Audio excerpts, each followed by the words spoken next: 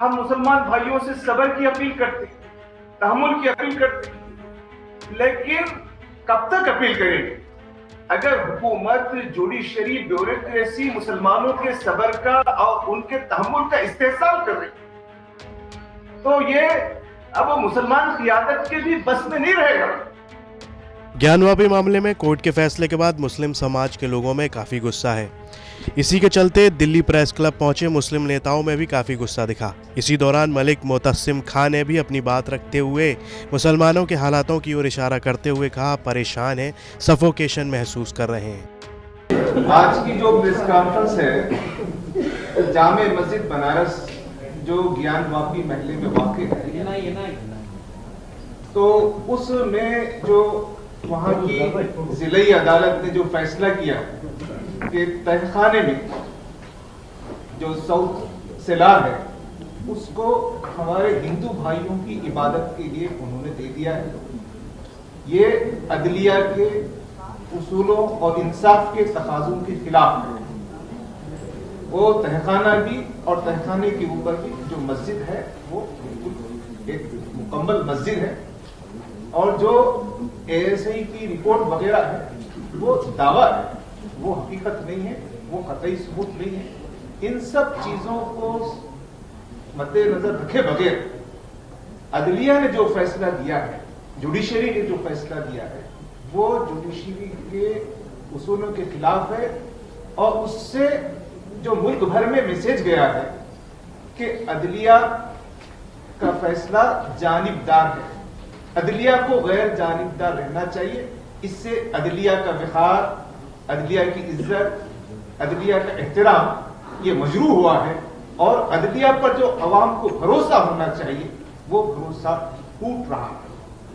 अब ये मसला सिर्फ ज्ञानवापी की या जामे मस्जिद बनारस की इस मस्जिद ही का नहीं है।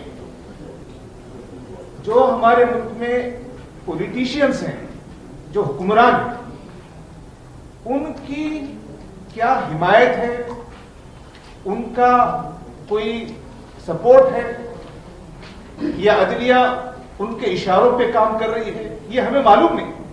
तो ये एक बड़ा सवाल है। उसी के साथ जो ब्यूरोक्रेसी है, एडमिनिस्ट्रेशन है, जैसे कि उस फैसले में कहा गया कि 7 दिन के अंदर इसका इंतजाम करें, लेकिन फैसला आते ही फौरी एडमिनिस्ट्रेशन इतना एक्टिव हो गया कि दिन शुरू होने से पहले उन्होंने वहां पूजा का इंतजाम बैरिकेड्स काट के किया, इतना एक्टिव।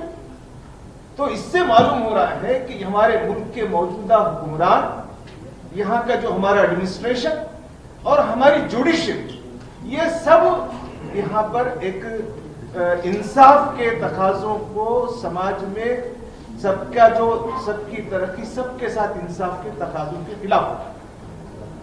ये बात, इससे जो नुकसान हो रहा है कि मुस्लिम समाज को खासतौर पर और दीगर तमाम अक़लियतों को उनका जो एडमिनिस्ट्रेशन पे, हुक्मरानों पे, यहाँ के सिस्टम पर और जुडिशरी पे खासतौर पर जो कॉन्फिडेंस होना चाहिए कि हम पे जुल्म हुआ तो हम किसके पास इंसाफ के लिए जाएं, ये बहुत मजबूर हो। इससे नतीजा ये हो रहा है कि लोगों में मायूसी है, लोगों में फिक्रमंदी, और लोग बहुत परेशान हैं, सफोकेशन है।